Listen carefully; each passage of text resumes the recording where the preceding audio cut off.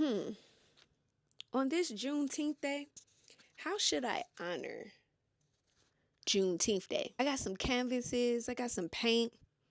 I don't know. Should I create some artwork? Maybe. Let's see. What's up, and welcome back to my channel, where today I am going to be giving honor and celebration to Juneteenth day, or better yet, June 19th. So what does that mean for the channel today? We're going to do something a little bit different. We're going to stray away from those craft kits a little bit, and we're going to create an art piece. And that art piece, or that idea of the art piece that I have, is going to be a mixed media art piece, where I'm going to be mixing fabrics with paper, with imagery, with words, to depict and honor this celebration. You got to have inspiration, you got to find inspiration from somewhere. So where can you find inspiration that's super, super quick? Honestly, I go on Pinterest. Look for Pinterest, look for really cool ideas. So I have found some really dope ideas that I want to try to find inspiration from, and to design my own creations in order to celebrate and honor Juneteenth day. So I'm going to put a little bit up of those inspirations, and I hope you find inspiration in it as well. I love the mix of adding fabric with the paper, with the words, with the collage ability about it. It's just art. It's just expression. And why not express myself on this June 19th day with artwork?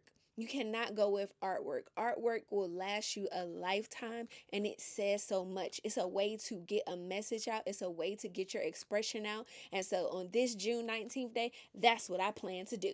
So follow along with me, Jasmine, where I create 3 different art pieces in honor and in remembrance of this Juneteenth day. All right, let's do it. So, what is Juneteenth really about? What's the history behind it all? Well, on January 1st, 1863, the Emancipation Proclamation was signed by none other than Abraham Lincoln, declaring that all enslaved people in the South, especially those Confederate states, were free.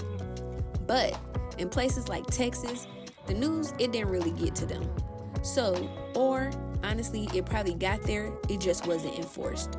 So for over 2 years, freedom was just a word. It wasn't even reality.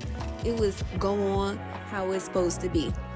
But then, on June 19th, 1865, Union General Gordon Granger arrived in Galveston, Texas, and announced the truth: all slaves are free. That day became known as June 10th, a day when delayed justice finally spoke up. It didn't erase the pain though, but it sparked a celebration of resilience, liberation, and Black joy. Today, Juneteenth reminds us that freedom isn't always instant, but it's always worth fighting for. So, let this art piece inspire you and help you find a voice, and also help you celebrate Juneteenth day. But just another thing, did y'all know that in 2021, Juneteenth was officially recognized as a federal holiday in the United States? But Black communities have been, celebrating this holiday for over 150 years. All right, let's keep it going.